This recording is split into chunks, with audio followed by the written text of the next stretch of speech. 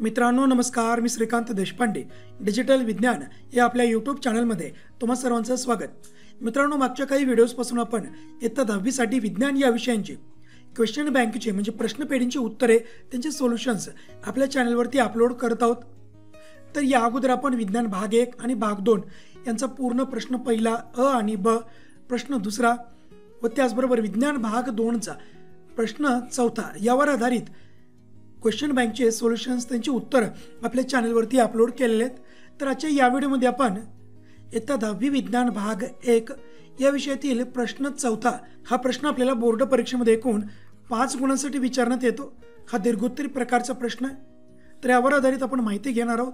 तर विज्ञान भाग 2 चे एकूण 41 प्रश्न जे की क्वेश्चन बँकमध्ये समाविष्ट आहेत, ह्या सर्व 41 प्रश्नांची माहिती आपण मागच्या व्हिडिओजमध्ये घेतलेली आहे। त्या सर्वांची लिंक मी या व्हिडिओच्या डिस्क्रिप्शन बॉक्समध्ये दिलेली आहे, तुम्ही ते देखील व्हिडिओ एकदा नक्की पाहून घ्या। तर आजच्या या व्हिडिओमध्ये आपण विज्ञान भाग 1 चे प्रश्न चौथा क्वेश्चन बँकमध्ये दिलेले प्रश्न याविषयी आपण माहिती मिळवणार आहोत। चला तर मित्रांनो, या व्हिडिओला सुरुवात करूया। तर प्रश्न चौथा, पुढील प्रश्नाची उत्तरे द्या। प्रत्येकी 5 गुणांसाठी हा प्रश्न आपल्याला बोर्ड परीक्षेमध्ये येत असतो। तर यामध्ये पहिला प्रश्न, खालील उतारा काळजीपूर्वक वाचून त्यावर आधारित प्रश्नांची उत्तरे लिहा। तर मित्रांनो, जेव्हा कधी आपल्याला प्रश्न चौथ्यामध्ये उतारा दिला जाईल व उतारांवर आधारित प्रश्न विचारले जातील, त्यावेळेस आपल्याला अशा प्रकारचे प्रश्न विचारल्यानंतर 5 पैकी 5 गुण मिळवण्याची सुवर्ण संधीच असते। कारण यावर आधारित हे जे प्रश्न येतात हे अतिशय सोपे असतात। चला सर्वात अगोदर आपण उतारा वाचूया। तर या ठिकाणी उतारा दिलेला आहे की पृथ्वीचे गुरुत्वीय बल सगळ्या वस्तूवर प्रयुक्त होते, हे आपल्याला माहित आहे। आपण दगड हातात धरलेला असताना देखील हे बल प्रयुक्तच होते, परंतु आपण हाताने विरुद्ध दिशेने लावत असलेले बल त्याला संतुलित करत होते व तो दगड स्थिर होता। आपण हातातून सोडून दिल्यावर दगडावर केवळ गुरुत्वीय बल प्रयुक्त होत असल्याने त्याच्या प्रभावाने तो दगड खाली पडला। म्हणजे जेव्हा एखादी वस्तू केवळ गुरुत्वीय बलाच्या प्रभावाने गतिमान असेल तर त्या गतीला मुक्तपतन म्हणतात, म्हणजेच दगडाचे मुक्तपतन होते। मुक्तपतनात आरंभी वेग 0 असतो व कालानुसार गुरुत्वीय त्वरणाने तो वाढत जातो। पृथ्वीवर मुक्तपतनाच्या वेळी हवेशी होणाऱ्या घर्षणामुळे वस्तूच्या गतीला विरोध होतो व वस्तूवर प्लावक बलही कार्य करते। म्हणून खऱ्या अर्थाने मुक्तपतन हे हवेत होऊ शकत नाही, ते केवळ निर्वातातच शक्य आहे। तर मित्रांनो, अशा प्रकारचा हा परिच्छेद दिलेला आहे। तर यावर आधारित काय प्रश्न आहेत त्यांची आपण माहिती घेऊया। तर इथे लक्षात घ्या, पहिला प्रश्न की योग्य पर्याय निवडून खालील विधान पूर्ण करा। ठीक आहे, विधान काय दिलेलं आहे, हातात धरलेला दगड स्थिर असतो कारण त्यावर, आणि या ठिकाणी काही पर्याय दिले आहेत, योग्य पर्याय निवडून आपल्याला हे विधान अपूर्ण विधान पूर्ण करायचं आहे। पहिला पर्याय, 2 असंतुलित बले प्रयुक्त असतात। दुसरा पर्याय, केवळ पृथ्वीचे गुरुत्वीय बल प्रयुक्त होत असते। तिसरा पर्याय, पृथ्वीचे गुरुत्वीय बल प्रयुक्त नसते।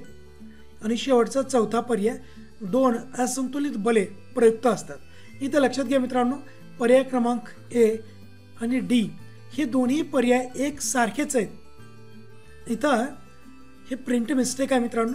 इथं खऱ्या अर्थाने काय पाहिजे, ठीक आहे, जर असंतुलित बल शब्द वापरला असेल तर इथं डी मध्ये शब्द काय पाहिजे, संतुलित बले हा शब्द पाहिजे। त्यासाठी आपल्याला हे विधान पूर्ण करण्यासाठी संतुलित बल हा शब्द ज्या पर्यायामध्ये आहे तो पर्याय आपल्याला वापरणं आवश्यक आहे। पहिल्या पर्यायामध्ये असंतुलित बल आहे आणि शेवटच्या पर्यायामध्ये संतुलित, त्यामुळे इथं योग्य उत्तर काय येईल, डी, म्हणजे हे याचं योग्य उत्तर असेल। पुढचा प्रश्न, पृथ्वीवर मुक्तपतन का होऊ शकत नाही।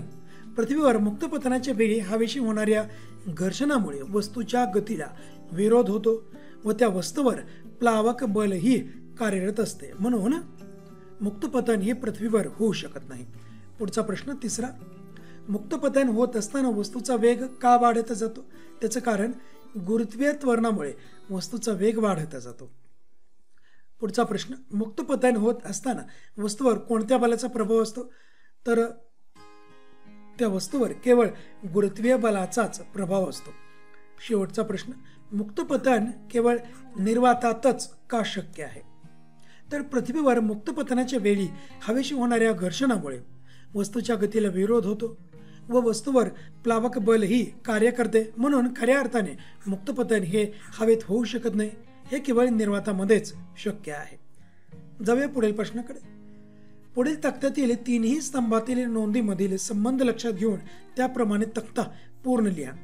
या ठिकाणी एक तक्ता दिलेला आहे आणि त्या तक्त्यामध्ये 3 स्तंभ दिलेले आहेत. पहिला स्तंभ, दुसरा स्तंभ आणि तिसरा स्तंभ.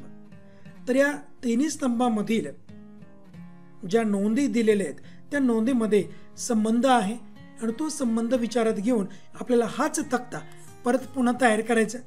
एक उदाहरण घेऊया. तर पृथ्वीचा पृष्ठभाग सरासरी, तर याची उंची किती आहे? इथे किती दिली आहे? 8.8 किलोमीटर. हे शक्य आहे का? आता पृथ्वीच्या सरासरी पृष्ठभागावर उंची किती असेल? 0. हे पाहित आहे 0 किलोमीटर असेल आणि 8.8 हा कोणाचा असेल? माउंट एव्हरेस्टची आहे. त्यामुळे इथे जी नोंदी आहेत ह्या मिसमॅच दिलेल्या आहेत. ह्यांची आपल्याला नोंदी योग्य प्रकारे घेऊन हा तक्ता पुन्हा तयार करायचा. त्यानुसार आपण तक्ता घेऊया. तर इथं पहा, पृथ्वीचा पृष्ठभाग सरासरी किती असेल? त्याची उंची 0 किलोमीटर असेल आणि तेथील गुरुत्वात्वरण जीचं मूल्य किती असेल? 9.81 मीटर प्रति सेकंद. हा झाला पहिला मुद्दा. त्यानंतर माउंट एव्हरेस्ट पृथ्वीच्या पृष्ठभागापासून त्याची उंची किती आहे?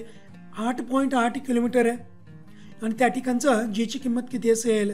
9.8 मीटर प्रति सेकंद. ठीक आहे. पुढे मानव निर्मित फुग्याने गाठलेली सर्वाधिक उंची हे किती असेल? पृथ्वीच्या पृष्ठभागापासून 36.6 किलोमीटर इतके आहे आणि त्या ठिकाणच्या जीची किंमत ही असेल 9.77 मीटर प्रति सेकंदाचा वर्ग. पुढे अंतराळ यानाची कक्षा, तर पृथ्वीच्या पृष्ठभागापासून याची उंची किती आहे? 400 किलोमीटर इतकी आहे आणि त्या ठिकाणी जीची किंमत किती असेल? 8.7 मीटर प्रति सेकंदाचा वर्ग.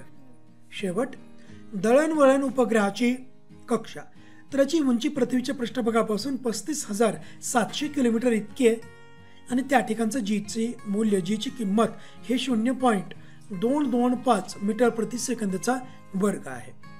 त्यानुसार हे जे तिन्ही स्तंभ आहेत, 3 स्तंभामधले जे नोंदी आहेत हे आपल्याला योग्य प्रकारे ठेवून हा अशा प्रकारचा तक्ता तयार करायचा आहे. प्रत्येक अचूक नोंदीला आपल्याला 1 मार्क मिळेल. त्यानुसार आपल्याला हे सर्व तक्ता योग्य प्रकारे तयार करणं आवश्यक आहे. पुढे जाऊया मित्रांनो. पुढील मुद्द्याकडे जाण्याच्या अगोदर आपल्या बोर्ड परीक्षा लवकर सुरू होणार आहेत आणि आपल्या या तयारीला अधिक परिणामकारक बनवण्यासाठी अनअकॅडमीने आणली आहे एक खास टेस्ट सिरीज, ती म्हणजे emerge mock test series for final exams. विद्यार्थी मित्रांनो, ही एकदम फ्री टेस्ट सिरीज आहे जे आपण आपल्या मोबाईलवरती देखील सोडवू शकता. 45 ते 90 मिनिटांच्या या टेस्टमध्ये जवळजवळ 22 ते 40 प्रश्नांचा समावेश असेल आणि टेस्ट सिरीज महाराष्ट्र स्टेट बोर्डच्या इयत्ता 10वी ते 12वीच्या विद्यार्थ्यांसाठी असेल. इयत्ता 10वीच्या विद्यार्थ्यांच्या टेस्ट सिरीजचं वेळापत्रक या प्रकारे आहे मित्रांनो. 25 फेब्रुवारी पासून ही टेस्ट सिरीज सुरू झालेली आहे. त्यानंतर 26, 27, 28 फेब्रुवारी आणि त्यानंतर 1 मार्च इथं वेळापत्रक पूर्ण दिलेलं आहे आणि टेस्टचा वेळ असेल दररोज सायंकाळी 5 वाजता. त्याचबरोबर इयत्ता 12वीच्या सायन्सच्या विद्यार्थ्यांसाठी जी टेस्ट सिरीज आहे त्याचं वेळापत्रक या ठिकाणी दिलेलं आहे आणि शेवटी इयत्ता 12वीच्या कॉमर्सच्या विद्यार्थ्यांसाठी हे वेळापत्रक असेल. तर विद्यार्थी मित्रांनो, यासंबंधीच्या पूर्ण लिंक्स मी या व्हिडिओच्या डिस्क्रिप्शन बॉक्समध्ये दिलेले आहेत. तर याचा मोफत लाभ घेण्यासाठी व अनअकॅडमीच्या कोणत्या पेड सबस्क्रिप्शनवर पूर्ण 10% डिस्काउंट मिळवण्यासाठी स्क्रीनवर दिसणारा देशपांडे हा कोड यूज करा. त्यानंतर पुढील प्रश्न, दिलेल्या तक्त्याचे निरीक्षण करून त्या खाली विचारलेल्या प्रश्नांची उत्तरे लिहा. या ठिकाणी आपल्याला एक तक्ता दिलेला आहे. या ठिकाणी मूलद्रव्य आणि त्यांचं इलेक्ट्रॉन स्वरूपाने दिलेले आहे. तर लक्षात घ्या काय प्रश्न विचारले आहेत. कोणती मूलद्रव्ये एकाच आवर्तात आहेत? आता एकाच आवर्तनामध्ये असणारी मूलद्रव्ये हे ओळखायची कशी? सर्वात अगोदर आपण याचं उत्तर शोधूया मित्रांनो. तर कोणती मूलद्रव्ये एकाच आवर्तनामध्ये आहेत? तर ए आणि बी ही मूलद्रव्ये दुसऱ्या आवर्तनामध्ये आणि सी आणि डी ही मूलद्रव्ये तिसऱ्या आवर्तनामध्ये येतात. तर इलेक्ट्रॉन स्वरूपावरून एखाद्या मूलद्रव्याचं आवर्त शोधायचं कसं? तर इलेक्ट्रॉन स्वरूपाने लिहिल्यानंतर त्या मूलद्रव्याच्या इलेक्ट्रॉन स्वरूपामध्ये जेवढ्या कक्षा असतील तितका क्रमांक त्या मूलद्रव्याचा आवर्तनाचा असेल. उदाहरणादाखल या ठिकाणी पहा, मूलद्रव्य पहिलं ए मूलद्रव्य ह्याचं आपण इलेक्ट्रॉन स्वरूपण इथं अगोदरच दिलेलं आहे. तर यामध्ये 2 कक्ष आहेत के आणि यल, म्हणजे या ठिकाणी 2 कक्ष आहेत, तर याचा आवर्तन क्रमांक हा 2 असेल. त्यानंतर बीचा आवर्तन क्रमांक हा 2च आहे, सीचा आवर्तन क्रमांक हा 3 आणि शेवटी डीचा आवर्तन क्रमांक हा 3च असेल. म्हणजेच इलेक्ट्रॉन स्वरूपाने लिहिल्यानंतर जेवढ्या कक्षा आहेत तितकाच त्या मूलद्रव्याचा आवर्त क्रमांक असतो. पुढचा प्रश्न, कोणत्या मूलद्रव्यांचा गण सारखा आहे? तर मूलद्रव्य ए व सी या 2 मूलद्रव्यांचा गण सारखा असेल, कारण एकाच गणातील मूलद्रव्यांची संयोजा ही एकसारखी असते. व त्याचबरोबर मूलद्रव्य बी आणि डी यांचा देखील गण एकसारखाच आहे. यांचा गण येईल 18वा गण. बी आणि डीचा गण 18वा गण असेल. त्यानंतर ए आणि सीचा गण हा पहिला गण असेल. पुढे जाऊया. पुढचा प्रश्न, कोणते मूलद्रव्ये गण 18 मध्ये येत आहेत? तर आत्ताच सांगितलं बी आणि डी ही मूलद्रव्ये गण 18 मध्ये येतात, कारण निष्क्रिय वायू आहेत, राजवायू आहेत, ह्यांचा गण 18वा गण असेल. पुढचा प्रश्न, मूलद्रव्ये ए व सी पैकी कोणते मूलद्रव्ये अधिक क्रियाशील आहे? तर ए आणि सी पैकी कोणतं मूलद्रव्य ही अधिक क्रियाशील आहे आपल्याला सांगायचं. दोन्हीचं संयोजन एकच आहे, एक आहे, समान आहे. परंतु या ठिकाणी लक्षात घ्या, मूलद्रव्य सी याच्या कक्षा 3 आहेत, त्यामुळं शेवटच्या कक्षेतील जो एक इलेक्ट्रॉन आहे हा धनप्रभारित प्रोटॉनपासून दूर आहे, त्यामुळं हा शेवटच्या कक्षेमधील इलेक्ट्रॉन सी मूलद्रव्य सहजासहजी देतो. त्यामुळे ए पेक्षा सी मूलद्रव्य हा अधिक क्रियाशील असेल. त्यामुळे उत्तर काय असेल? सी. पुढचा प्रश्न, ए व बी पैकी कोणते मूलद्रव्य त्याच्या संयुगावस्थेमध्ये आढळते? तर ए व बी पैकी, ए आणि बी पैकी कोणतं मूलद्रव्य त्याच्या संयुगावस्थेमध्ये? आता लक्षामध्ये घ्या, बी मूलद्रव्य हे पूर्णपणे निष्क्रिय आहे, त्यामुळे ह्याची कोणत्याच इतर मूलद्रव्यासोबत अभिक्रिया होत नाहीये, त्यामुळे मुक्त अवस्थेमध्ये आढळतं बी मूलद्रव्य. परंतु ए मूलद्रव्य ह्याची संयोजा एक आहे, त्यामुळं हे संयुग अवस्थेमध्ये आढळतं. त्यामुळे योग्य उत्तर काय असेल? ए मूलद्रव्य. पुढे जाऊया. प्रश्न क्रमांक 4, एक्स ज्याचा अणुअंक 11 आणि वाय अणुअंक 17 ही मूलद्रव्ये एक्स वाय हे संयुग तयार करतात. तर खालील प्रश्नांची उत्तरे लिहा. या ठिकाणी एकूण 4 प्रश्न विचारलेत. पहिल्या 3 प्रश्नांना एकूण 1 गुण आहेत आणि शेवटच्या 4थ्या प्रश्नाला एकूण 2 गुण आहेत. तर पहिला प्रश्न, आधुनिक आवर्त सारणीत एक्स व वाय या मूलद्रव्यांचे स्थान निश्चित करा. तर आधुनिक आवर्त सारणीत एक्स हे पहिल्या गणात व तिसऱ्या आवर्तनात आढळणारे मूलद्रव्य आणि वाय हे 17वा गण आणि तिसऱ्या आवर्तनात आढळणारे मूलद्रव्य आहे. त्याचप्रकारे आपण या प्रश्नाचं उत्तर वेगळ्या पद्धतीने देऊ शकतो. तर हे एक्स जे मूलद्रव्य आहे हे एस खंडामध्ये आढळतं आणि त्यानंतर वाय जे मूलद्रव्य आहे हे पी खंडामध्ये आढळणारं मूलद्रव्य आहे. या प्रश्नाचं उत्तर आपण असंही देऊ शकतो. पुढचा प्रश्न, एक्स व वाय हे धातू, अधातू, धातू सदृश्य यापैकी कोणत्या प्रकारचे मूलद्रव्य ते लिहायचं आपल्याला. तर एक्स हा धातू असेल आणि वाय हा अधातू प्रकारचं मूलद्रव्य आहे. तिसरा प्रश्न, एक्स व वाय ही कोणत्या कुलातील व कोणत्या खंडातील मूलद्रव्य आहेत? तर एक्स हा एस खंडामधील म्हणजेच गण क्रमांक 1 ज्याला आपण अल्क धातू म्हणतो तर यामधील मूलद्रव्य आहे. तर वाय हा 17वा गण पी खंडातील मूलद्रव्य आहे. यालाच आपण हॅलोजनचा गण किंवा कुल असं देखील म्हणत असतो. शेवटचा प्रश्न, या मूलद्रव्यांचे इलेक्ट्रॉन स्वरूपण व संयोजा ठरवा. तर इलेक्ट्रॉन स्वरूपण पाहूया आपण. एक्स या मूलद्रव्याचं इलेक्ट्रॉन स्वरूपण येतं 2, 8, 1 आणि याची संयोजा 1 आहे आणि वायचं इलेक्ट्रॉन स्वरूपण 2, 8, 7 आणि याची देखील संयोजा 1च आहे. तर मित्रांनो, अशा प्रकारे आपल्याला या प्रश्नाचं उत्तर लिहिणं आवश्यक आहे. पुढे जाऊया.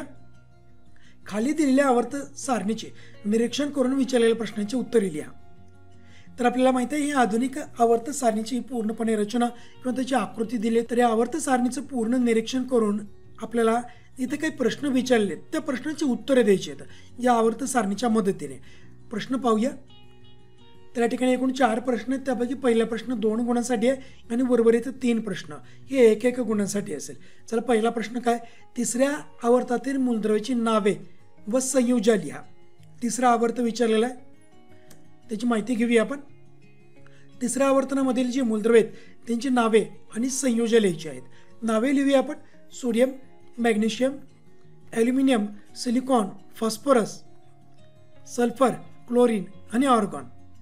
आता यांची आपल्याला संयुजा लिहिणं आवश्यक आहे मित्रांनो. तर सोडियमची संयुजा ही 1 आहे, मॅग्नेशियमची 2, ॲल्युमिनियमची 3, सिलिकॉनची 4. त्यानंतर फॉस्फरसची संयुजा ही 3 आहे, सल्फरची 2, क्लोरीनची 1 आणि ऑर्गॉनची 0. तर या प्रकारची ही यांची आपण संयुजा देखील लिहिलेली आहे. पुढचा प्रश्न, या आवर्तातील मूलद्रव्यांचे धातू, अधातू व धातू सदृश्य या प्रकारात वर्गीकरण करा. तर या ठिकाणी पहा, धातू असणारी जी मूलद्रव्ये आहेत यामधील कोणकोणते आहेत? सोडियम, मॅग्नेशियम व ॲल्युमिनियम. त्यानंतर अधातू कोणते आहेत? फॉस्फरस, त्यानंतर सल्फर व क्लोरीन. आणि धातू सदृश्य मूलद्रव्य एकच आहे, तो म्हणजे सिलिकॉन. त्यानंतर एक मूलद्रव्य उरलेलं तो म्हणजे आर्गॉन. तर आर्गॉन हा निष्क्रिय वायू आहे व तो धातू, अधातू आणि धातू सदृश्य या तिन्ही प्रकारामध्ये येत नाही. त्याचा प्रकार वेगळा आहे, तो म्हणजे निष्क्रिय वायू आहे, तो राजवायू आहे. त्यानंतर जाऊया पुढील तिसऱ्या उपप्रश्नाकडे. दिलेल्या आवर्त सारणीतील अधातू कोणत्या खंडात आहेत? तर हे सर्व धातू पी खंडामध्ये आहेत. पुढचा प्रश्न, कोणते 2 धातू सदृश्य मूलद्रव्यांची नावे लिहा? तर बोरॉन व आर्सेनिक हे या 2 धातू सदृश्य मूलद्रव्यांची नावे आहेत. जाऊया पुढील प्रश्नाकडे. आधुनिक आवर्त सारणीतील दुसऱ्या आवर्तातील मूलद्रव्यांचे नाव, संज्ञा, अणुअंक, इलेक्ट्रॉन स्वरूपाने दर्शवणारा तक्ता तयार करून या मूलद्रव्यांचा त्यांच्या चढत्या अणु आकारांप्रमाणे क्रम लावा. प्रश्न लक्षात घ्या मित्रांनो, जे आपल्याला आधुनिक आवर्त सारणी आहे त्यातील दुसरा आवर्त, त्या आवर्तनामधील जेवढे मूलद्रव्य आहेत त्या मूलद्रव्यांचे नाव, त्यांची संज्ञा, त्यांचा अणुअंक व त्यांचं इलेक्ट्रॉन स्वरूपाने दर्शवणारा आपल्याला तक्ता काढायचा आहे. आणि त्यानंतर शेवटी याच मूलद्रव्यांचे त्यांच्या अणूच्या आकाराप्रमाणे चढता क्रम लावायचा आहे. सर्वात अगोदर आपण या सर्व मूलद्रव्यांची नावं लिहूया व त्यांच्या अणुअंक घेऊया. चला, तर पहिला आहे लिथियम, ज्याचा अणुअंक आहे 3. त्यानंतर बेरिलियम, अणुअंक आहे 4. त्यानंतर बोरॉन, ज्याचा अणुअंक 5 असेल. त्यानंतर कार्बन, अणुअंक 6. नायट्रोजन, अणुअंक 7. ऑक्सिजन, अणुअंक 8. फ्ल्युओरिन, ज्याचा अणुअंक 9. आणि शेवटी न्यूऑन, ज्याचा अणुअंक हा 10 आहे. त्यानंतर पुढे काय सांगितलंय, तर यांचं संज्ञा लिहायची राहिलेत आणि पुढे त्यांचं इलेक्ट्रॉन स्वरूपण लिहायचं आहे. चला, तर यांच्या प्रत्येक या मूलद्रव्यांची आपण संज्ञा लिहूया आणि अणुअंकानुसार त्यांचं इलेक्ट्रॉन स्वरूपण दर्शवूया. तर या प्रकारे लिथियमची संज्ञा L आहे. चला, अणुअंक किती आहे? 3. त्यानुसार इलेक्ट्रॉन स्वरूपान 2,1. पहिल्या कक्षेमध्ये 2 इलेक्ट्रॉन आणि शेवटच्या कक्षेमध्ये 1 इलेक्ट्रॉन. त्यानुसार बेरिलियम Be इलेक्ट्रॉन स्वरूपान 2,2. बोरॉन अणुअंक 5 आहे, त्यानुसार इलेक्ट्रॉन स्वरूपान 2,3. त्यानंतर कार्बन अणुअंक 6, इलेक्ट्रॉन स्वरूपान 2,4. नायट्रोजन अणुअंक 7, 2,5 हे त्याचं इलेक्ट्रॉन स्वरूपान येईल. ऑक्सिजन 2,6 हे त्याचं इलेक्ट्रॉन स्वरूपान येईल.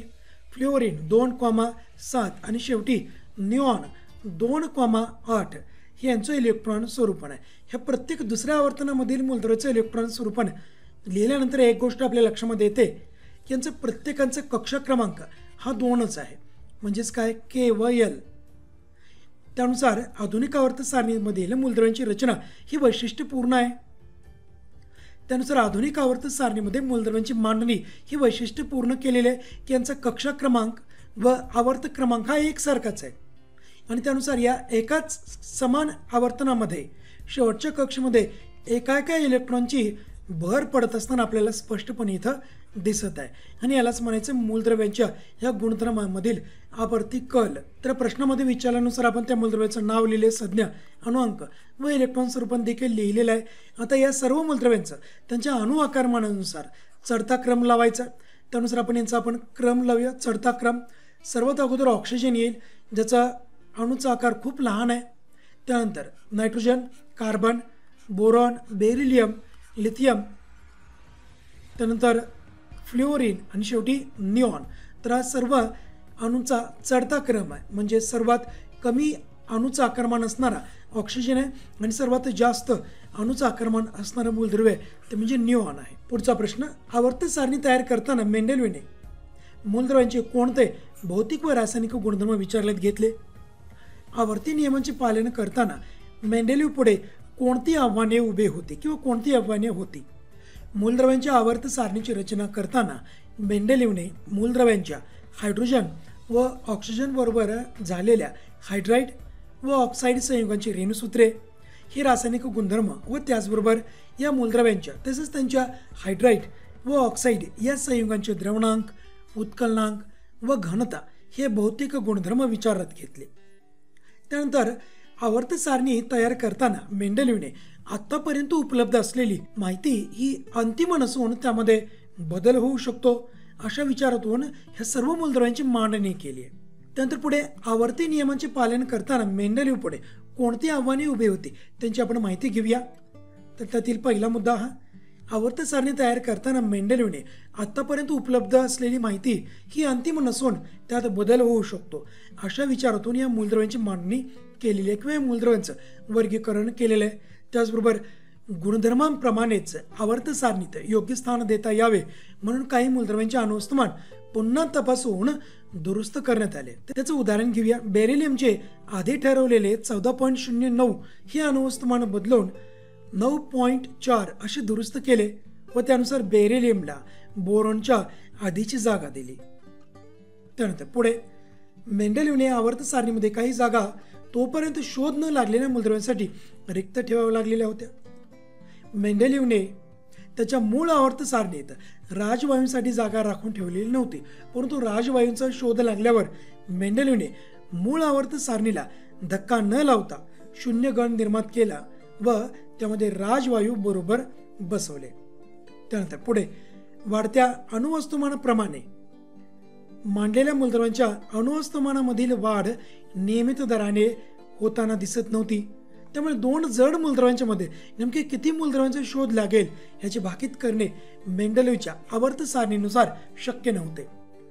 आणि शेवटी मेंडेलीवने आवर्त सारणी मांडल्यानंतर खूप काळाने समस्थानिकांचा शोध लागला. समस्थानिकांचे रासायनिक गुणधर्म समान तर अणुवस्तुमाने भिन्न असल्यामुळे त्यांना मेंडेलीवच्या आवर्त सारणीत कशा प्रकारे जागा द्यायची हे एक मोठे आव्हान उभे राहिलेले होते. पुढे जाऊया. पुढचा प्रश्न, आधुनिक आवर्त सारणीची रचना थोडक्यात स्पष्ट करा.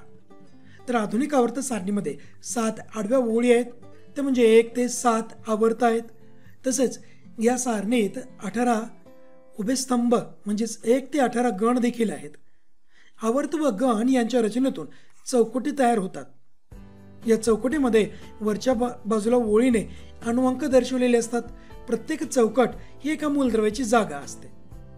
त्यानंतर पुढे 7 आडव्या ओळींव्यतिरिक्त आवर्त सारणीच्या तळाशी आणखी 2 आडव्या ओळी स्वतंत्रपणे दाखवलेल्या आहेत.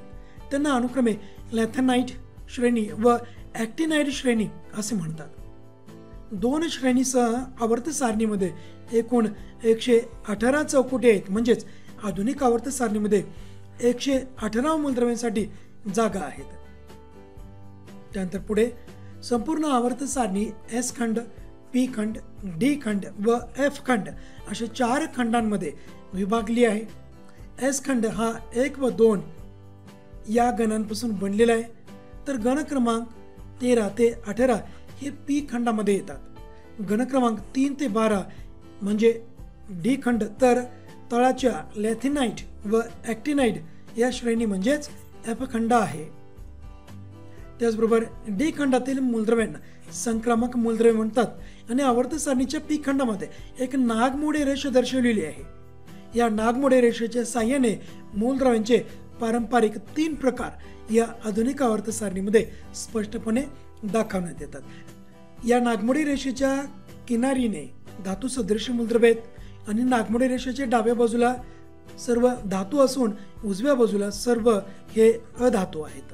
तर अशा प्रकारे आधुनिक आवर्त सारणीमध्ये जे तिन्ही प्रकारची मूलद्रव्ये आहेत हे पी खंडामध्ये आहेत. त्यानंतर आजच्या या व्हिडिओमधील शेवटचा प्रश्न तो म्हणजे एका मूलद्रव्याचे इलेक्ट्रॉन स्वरूपण 2, 8, 2 असे आहे. यावरून खालील प्रश्नांची उत्तरे लिहा. यातील पहिला प्रश्न, या मूलद्रव्यांचा अणुअंक किती असेल? तर केवळ हे जे इलेक्ट्रॉन स्वरूपण इथे दिलेले आहे त्याची आपल्याला बेरीज करायची आहे. तर या मूलद्रव्याचा अणुअंक असेल 12. पुढील प्रश्न, या मूलद्रव्याचा गण कोणता? तर या मूलद्रव्याचं गण दुसरा आहे, कारण याचा संयुजा इलेक्ट्रॉनची संख्या 2 आहे किंवा याची संयोज 2 आहे. त्यामुळे संयुजा 2 असणारे सर्व मूलद्रव्ये गण क्रमांक 2 मध्ये आहेत. त्यामुळे याचा गण दुसरा असेल. पुढचा प्रश्न, हे मूलद्रव्य कितव्या आवर्तात आहे? तर हे मूलद्रव्य तिसऱ्या आवर्तात येते, कारण ह्याचं इलेक्ट्रॉनचं रूपण पहा 2, 8, 2 आणि यामध्ये एकूण 3 कक्षा आहेत, के, एल व एम. या इलेक्ट्रॉन स्वरूपामध्ये जितक्या कक्षा आहेत तितक्या त्याचा आवर्त क्रमांक असतो. त्यानुसार इथं कक्षा 3 आहेत, त्यामुळे याचा आवर्त हा तिसरा असेल. त्यानंतर शेवटचा प्रश्न, या मूलद्रव्याचे रासायनिक गुणधर्म खालीलपैकी कोणत्या मूलद्रव्यासारखे असतील? खाली कंसामध्ये अणुअंक दिलेले आहेत आणि पुढे मूलद्रव्ये दिलेले आहेत. नायट्रोजन अणुअंक 7, बेरिलियम अणुअंक 4, आर्गॉन अणुअंक 18 आणि क्लोरीन अणुअंक 17. तर यापैकी हा जो दिलेला मूलद्रव्य आहे ज्याचं इलेक्ट्रॉन स्वरूपण 2, 8, 2 आहे, तर या मूलद्रव्याचे रासायनिक गुणधर्म इथे दिलेल्या या मूलद्रव्यापैकी कोणत्या मूलद्रव्यासारखे आहेत हे आपल्याला शोधायचं आहे. आता या मूलद्रव्याचे इलेक्ट्रॉन स्वरूपण आपल्याला दिले व त्याची संयोजा 2 आहे आणि इथं बेरिलियम अणुअंक 4, त्याचं इलेक्ट्रॉन स्वरूपण 2,2, याची देखील संयोजा 2 आहे. त्यामुळं हे जे मूलद्रव्य आहे ज्याचं इलेक्ट्रॉन स्वरूपण 2, 8, 2 आहे, याचे रासायनिक गुणधर्म हे या बेरिलियम सारखे असतील. म्हणून आपल्याला उत्तर लिहायचं आहे की याचे रासायनिक गुणधर्म हे बेरिलियम सारखे असतील, कारण हे दोन्ही मूलद्रव्ये समान गणामध्ये आहेत, दुसऱ्या गणामध्ये आहेत व त्यांची संयोजा देखील सारखी आहे. तर मित्रांनो, अशा प्रकारे या व्हिडिओमध्ये आपण इयत्ता 10वी विज्ञान भाग 1 यावर आधारित जो आपल्या बोर्ड परीक्षेमध्ये प्रश्न 4था येत असतो 5 गुणांसाठी आणि त्यानुसार क्वेश्चन बँकमध्ये आपल्याला जे प्रश्न दिलेले आहेत त्यातील या पहिल्या व्हिडिओमध्ये आपण एकूण पहिल्या 2 पाठांवर आधारित एकूण 9 प्रश्नांची माहिती घेतलेली आहे. त्यानंतर येणाऱ्या पुढच्या व्हिडिओमध्ये आपण उर्वरित प्रश्नांची माहिती घेणार आहोत. तर मित्रांनो, असेच विज्ञानविषयक व्हिडिओज व वेगवेगळे शैक्षणिक अपडेट जाणून घेण्यासाठी नक्कीच आपल्या डिजिटल विज्ञान या यूट्यूब चॅनलला सबस्क्राईब करा. धन्यवाद.